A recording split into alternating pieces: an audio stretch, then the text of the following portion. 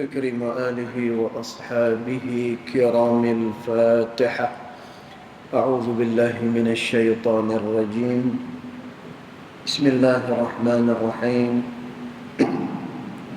الحمد لله رب العالمين الرحمن الرحيم مالك يوم الدين. إياك نعبد وإياك نستعين. اهدنا الصراط المستقيم صراط الذين أنعمت عليهم غير المغضوب عليهم ولا الضالين. السلام عليكم ورحمة الله وبركاته. الحمد لله والصلاة والسلام على رسول الله سيدنا محمد بن عبد الله وعلى آله وصحبه ومن والاه. أشهد ونشهد أن لا إله إلا الله وأشهد أن محمدا عبده ورسوله. اللهم فصل وسلم على سيدنا محمد عبدك ورسولك النبي الأمي وعلى آله وصحبه وبارك وسلم. ثم أقول رب اشرح لي صدري ويسر لي أمري واحلل عقدة من لساني يفقه قولي أما بعد. قال الله سبحانه وتعالى في تنزيله: لقد كان لكم في رسول الله أسوة حسنة. صدق الله العظيم. ربي أدخلني مدخل صدق وأخرجني مخرج صدق واجعلني من لدنك سلطانا نصيرا. إلهي أنت مقصودي ورضاك مطلوبي فأعطني محبتك ومغرفتك يا أرحم الراحمين. Alhamdulillah, pertama-tamanya kita merafakkan kesyukuran kehadirat Allah Subhanahu wa taala yang mana dengan limpah kurnianya, dengan rahmatnya, alhamdulillah, pada pagi ini kita masih lagi diberikan ruang serta peluang oleh Allah Subhanahu wa taala untuk sekali lagi kita dapat bersama-sama di dalam satu tempat yang sangat mulia, iaitulah di dalam masjid, di dalam rumah Allah Subhanahu wa taala. Mudah-mudahan kita akan senantiasa diberikan peluang oleh Allah dan senantiasa hati kita digerakkan oleh Allah taala untuk melakukan segala perkara-perkara kebaikan yang disukai oleh Allah Subhanahu wa taala. Tuan-tuan puan yang dirahmati Allah sekalian, dalam masa kita nak tunggu waktu isyraq, Allah Subhanahu wa taala menyebut di dalam suratul Baqarah, Allah Subhanahu wa taala kata, ulaika ala hudan min rabbihim wa ulaika humul muflihun. Kata Allah, mereka adalah orang-orang yang berjalan di atas hidayat Tuhan mereka. Yakni tuan-tuan, ada orang yang dia berjalan itu adalah di atas petunjuk daripada Allah Subhanahu wa taala. Dan bila mana manusia dia berjalan di atas petunjuk Allah Subhanahu wa taala, lalu Allah Subhanahu wa taala jamin kepada orang ni. Tuan-tuan, apa dia punya jaminan dia? Wa ulaika humul muflihun. Maka mereka itu akan berjaya, kata Allah. Di dalam tafsir Al-Jalalain menyebut Kejayaan orang ini bukan sahaja kejayaannya di dunia. Dan dekat dunia dia diberikan kejayaan oleh Allah Subhanahu wa taala kerana dia berjalan itu adalah dengan petunjuk, yakni hidayat daripada Allah. Malah orang ini dia akan juga berjaya, kata ulama, pada hari akhirat besok. Dan tentang hari akhirat ni kita tak tahu bagaimana keadaan kita esok bila mana kita sampai kepada alam akhirat. Wal'iyazubillah. Kita takut dan juga kita tak mau menjadi golongan yang disebut oleh Allah Subhanahu wa taala di dalam suratul Sajadah yang kita baca pada pagi ini. Dan ada golongan yang bila mana dia pi ke sana, bila dia melihat segala hakikat yang disebut oleh Allah Subhanahu wa taala di dalam Al-Quranul Karim, daripada janji-janji baik dan juga daripada janji-janji yang buruk, dan lalu orang ini akan berkata kepada Allah, Rabbana absarna wa sami'na. Ya Allah, pada hari ini kami dah tengok dengan mata kepala kami, wa sami'na, dan juga pada hari ini kami dah dengar dengan telinga kami sendiri. Ya Allah, ni permintaan sebahagian manusia. Dan lalu manusia ni kata pada Allah, farji'na. Ya Allah, kerana itu balikkan kami semula di atas muka bumi, balikkan kami semula di atas dunia. Dan pasal apa dia nak balik atas dunia ni? Na'mal salihah, kerana kami nak beramal salih. Inna muqinun, pada hari ini kami dah yakin dah. Dan ni sebahagian daripada manusia yang diceritakan oleh Allah Subhanahu wa taala, yang mana pada hari akhirat besok dia tergolong dalam golongan orang-orang yang dimurkai oleh Allah Subhanahu wa taala. Kerana tu Allah Subhanahu wa taala sebut betapa pentingnya manusia ini dia berjalan adalah mengikut hidayat, iaitulah petunjuk daripada Allah Subhanahu wa taala. Kerana tu tuan-tuan, pada setiap hari di dalam bacaan Fatihah kita, tuan-tuan, yang ni mesti kita akan minta dan wajib kita minta dan juga wajib kita baca. Tuan-tuan, apa yang kita minta dengan Allah pada setiap hari? Dan benda ni penting sangat. Ihdinas siratal mustaqim. Ya Allah, tunjukkan kepada kami jalan yang lurus, ya Allah. Dan sedangkan kita adalah umat Nabi Muhammad sallallahu alaihi wasallam. Dan lah ni kita berada di dalam bulan Maulidur Rasul sallallahu alaihi wasallam. Dan semua orang menyambut Maulid Nabi sallallahu alaihi wasallam. Dan pasal apa yang kita menyambut Maulid Nabi ni? Ianya tidak lain tidak bukan adalah kerana kita ini adalah umat baginda Nabi Muhammad sallallahu alaihi wasallam. Dan tetapi di dalam sembahyang kita akan minta dengan Allah Subhanahu wa taala tiap-tiap hari, ihdinas siratal mustaqim. Ya Allah, tunjukkan kepada kami jalan yang lurus, ya Allah. Dan padahal kita dah jadi umat Nabi sallallahu alaihi wasallam.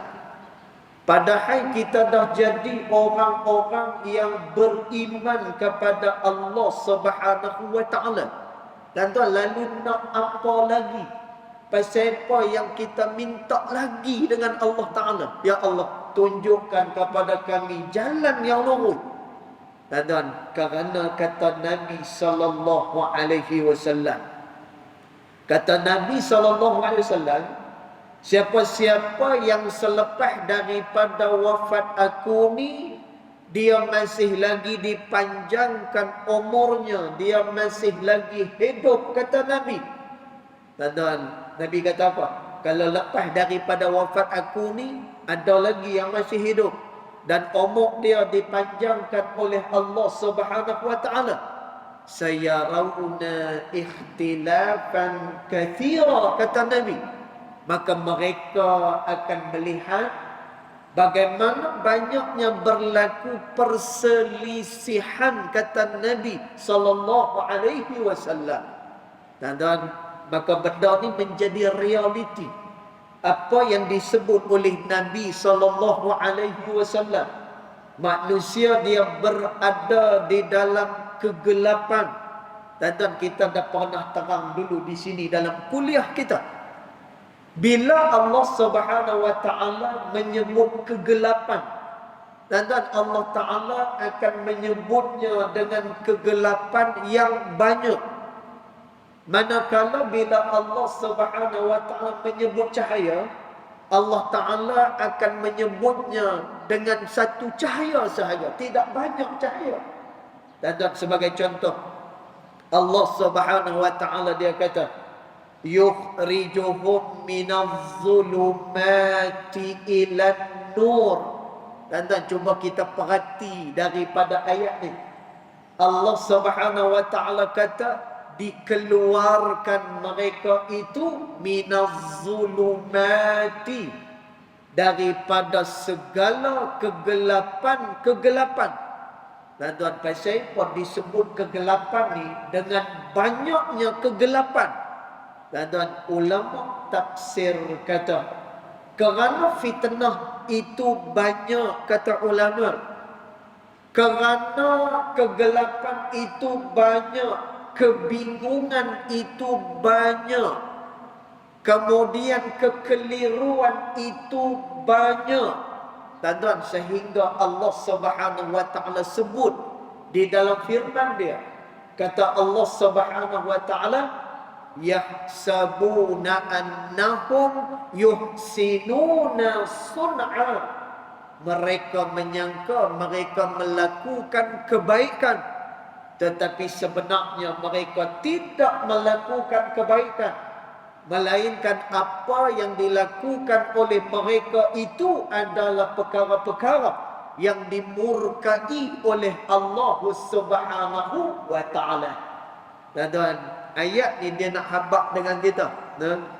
Ada orang yang dia duk berasa macam dia dah buat satu kebaikan dah. Dan tuan, benda yang dia buat tu seolah-olah macam diredai oleh Allah Subhanahu wa taala. Dan cuba tengok orang-orang yang menganut ajaran-ajaran yang cantui ni. Orang yang menganut macam-macam pahaman ni.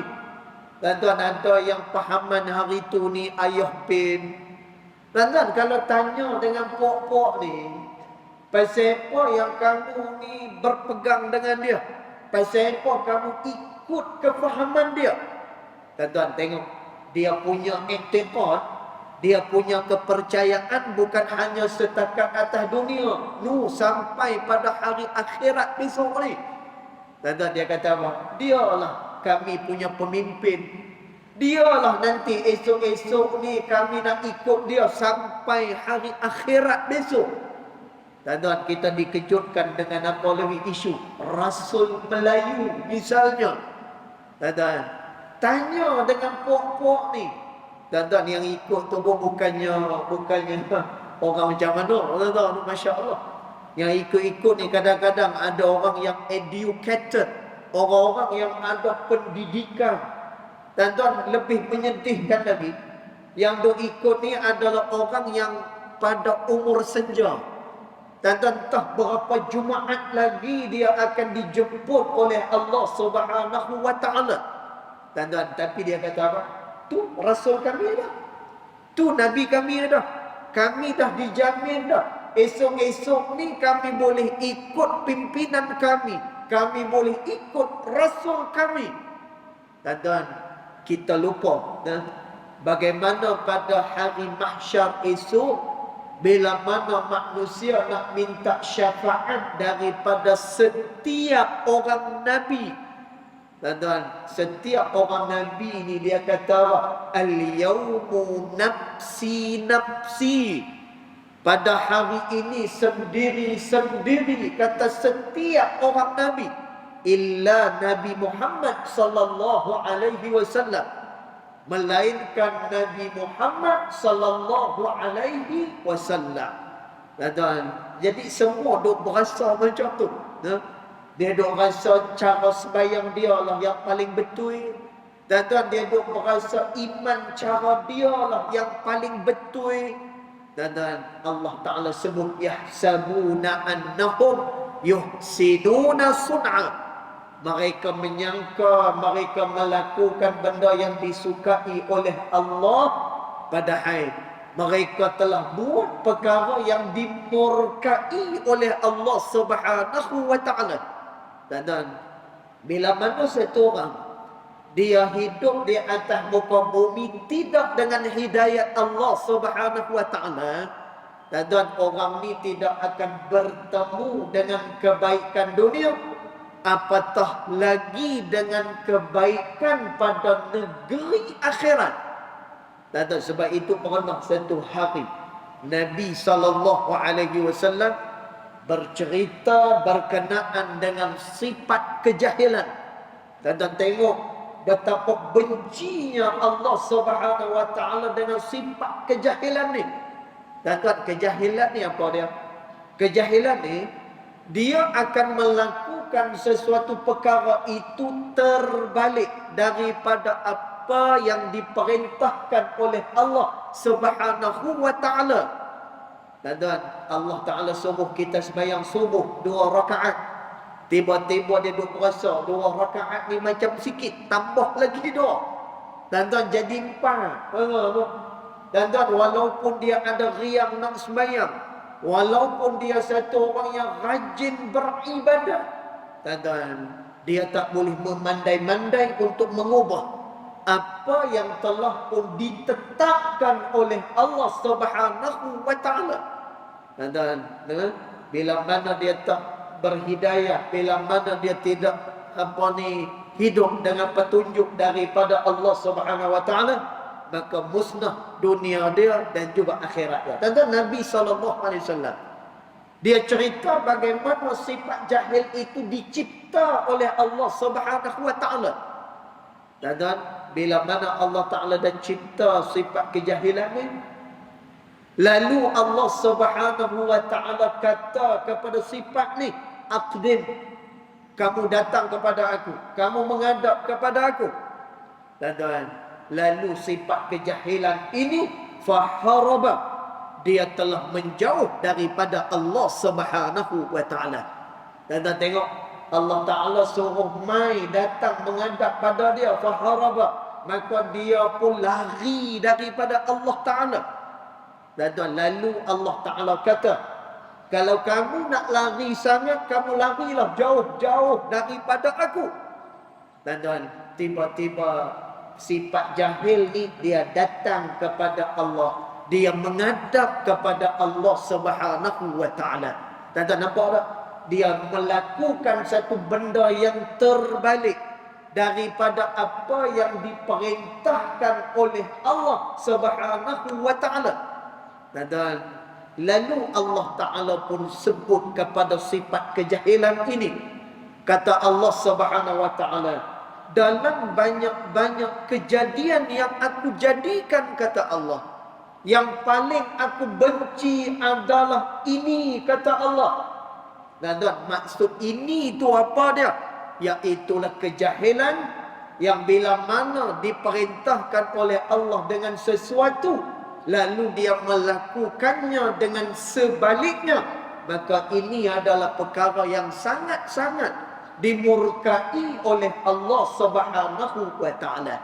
Dan maka kerana tu dalam sembahyang kita, tak kira sembahyang apapun, kita akan minta dengan Allah Subhanahu wa Ta'ala benda yang besar ni. ihdinas siratal mustaqim. Ya Allah, tunjukkan kepada kami jalan yang lurus. Tuan-tuan, jalan yang lurus ni lagu mana? Siratal ladzina an'amta alaihim, iaitulah jalan-jalan orang yang engkau beri nikmat kepada mereka. Tuan-tuan, siapa dia orang yang diberikan nikmat? Iaitulah orang yang Allah Ta'ala suka pada dia. Tuan-tuan, orang-orang yang Allah Subhanahu wa Ta'ala redha kepada dia. Tuan-tuan, sebab itu tak ada lagi dah peninggalan yang lebih selamat untuk kita pegang ni. Tuan-tuan, melainkan apa? Kata Nabi SAW, taraktu fikum amraini, kata Nabi, aku telah tinggalkan kepada kamu akan dua benda. Fa idza tamassaktum bihima, bila mana kamu berpegang dengan dua benda ni, lan tadil abada, maka kamu tidak akan sesat buat selama-lamanya, kata Nabi SAW. Tuan-tuan, apa dia dua peninggalan? Tuan-tuan, ni yang paling besar sekali. Tuan-tuan, inilah dia peninggalan Nabi SAW yang paling berharga, yang perlu untuk kita pelajari, yang perlu untuk kita dalami. Tuan-tuan, apa dia dua benda ni? Al-Quran was sunnati. Al-Quran dan juga sunnah aku, kata Nabi SAW. Tuan-tuan, siapa dia yang nak terangkan Quran dan sunnah ni? Kata Nabi SAW, al-ulama'u warathatul anbiya. Para alim ulama itu, dia adalah pewaris para nabi, kata Nabi SAW. Tuan, mudah-mudahan kita terus berada dalam majlis pengajian seumpama ni.